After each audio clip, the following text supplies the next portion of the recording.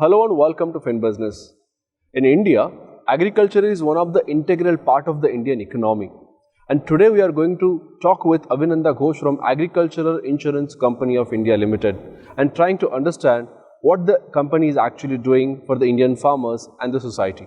So thank you so much for talking to FinBusiness. My pleasure.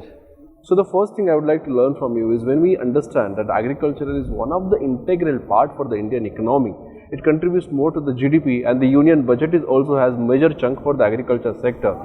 What exactly is Agricultural Insurance Company of India doing right now, specifically when the digital is booming and there are a lot of ideas which government of India has instilled into the agriculture sector?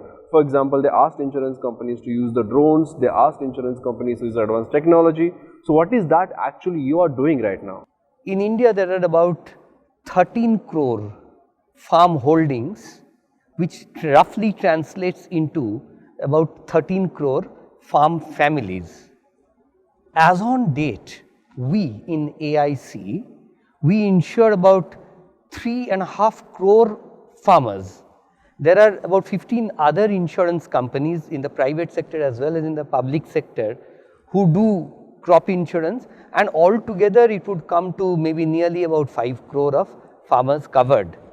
Considering the expanse of the country, considering the depth of the rural locations, considering the economic hardship that the individual farmer faces, and considering the fact that around 80% and more of the Indian farm families belong to the small and marginal category, I think this penetration level is very, very good. There are miles to go before we sleep, but still this penetration level of 5 crore farmers as on date is very, very good. It's an achievement, and I must say, considering the long history of crop insurance from way back from 1985 to date, I think the quantum jump in crop insurance implementation and crop insurance coverage has come only recently with the Honorable Prime Minister taking personal impetus and personal energy and his personal vision to publicize, spread awareness and exhort the poor farmer to come forward for crop insurance, as I said, as a financial mitigation tool. But the very quick question that comes to my mind, sir, is this, that why do we need actually Prime Minister or the government actually to boost these kind of policies? It is very important when they actually do it, when they make it mandatory, people will buy it, there is no other option. But when your company was formed 13 years back, when the insurance sector was open 15 years back, but the question is still the penetration is very less. So where were we lacking? Well, thank you for this question. It is a critical question, but a very positively critical question, I thought. I would say that we can rephrase the approach, the vision of your question. I wouldn't say that we haven't really penetrated significantly. What we have to keep in mind is that penetration to the last mile requires a lot of other peripheral infrastructural inputs. Okay. There must be a last mile connectivity in terms of roads, paths. There must be connectivity in terms of net connectivity. There must be connectivity and spread of awareness. Right. Now, insurance is a complex subject. Absolutely. The pluses and minuses of it, the very question mark aspect of the insurance business, where you are putting in a small ticket premium today, but there is no guaranteed return until a calamity strikes. These are concepts which are very modern financial concepts, and to spread them, to embed them in the heart of the remotest rural farmer is a very complex and a difficult task. Right. And only a person with the charisma of the Honorable Prime Minister, a person with the vision and the determination of our Prime Minister, only he with relentless effort can get into this mission mode aspiration of reaching the concept and knowledge and awareness of crop insurance to the last mile farmer. There is an interesting, insights, and those insights are government actually loses lots of money by giving subsidy. and the major portion is being given to the farmers. It's not that we shouldn't help the farmers. Obviously, we should help them. But the question is, are we using the adequate technology to prevent the losses?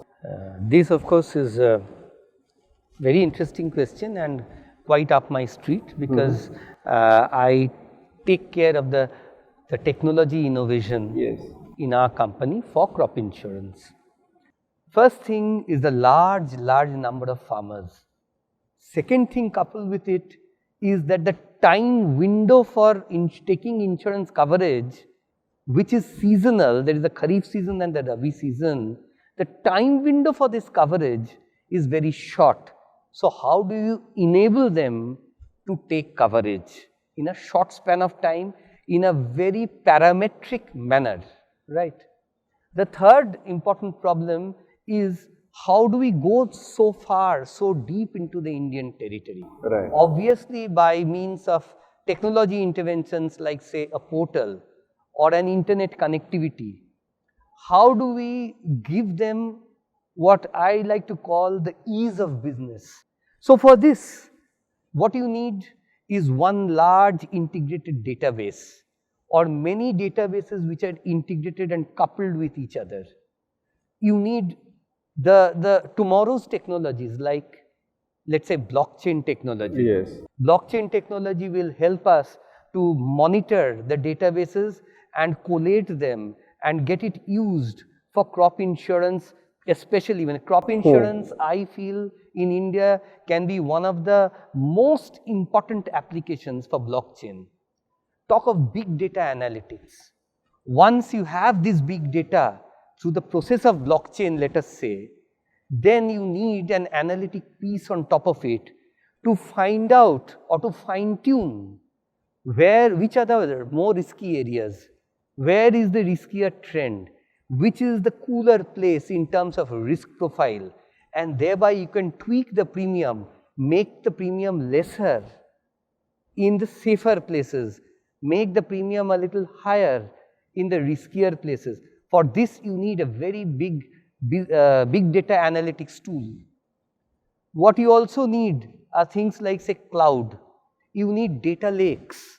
These are the things which are going to come into it, the technologies which will come into operation in the crop insurance domain in the country as of now. Now, especially with the coming of PMFBY, the scale and complexity has increased so much that we have now embarked on a much improved state-of-the-art technology platform or ecosystem called SEWA. That is now in its gestation period. We expect to roll it out from the next fiscal, and it is going to take care of a lot of enablement features or innovations, if you may. Like, for example, we are going to have a mobile app for crop insurance. So those were interesting insights. Now my question may sound like hypothetical question, but since you say that you're going to use future technologies, there can be blockchain, there can be mobile technologies which is already being used. Yes.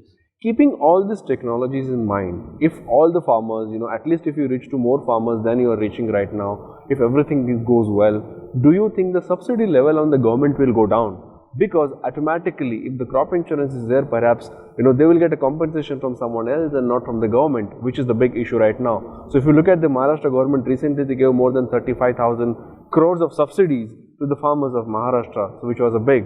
I would want to answer in two parts. There are technologies, in fact advanced farming practices, which if applied properly can reduce the probability of loss or the extent of loss.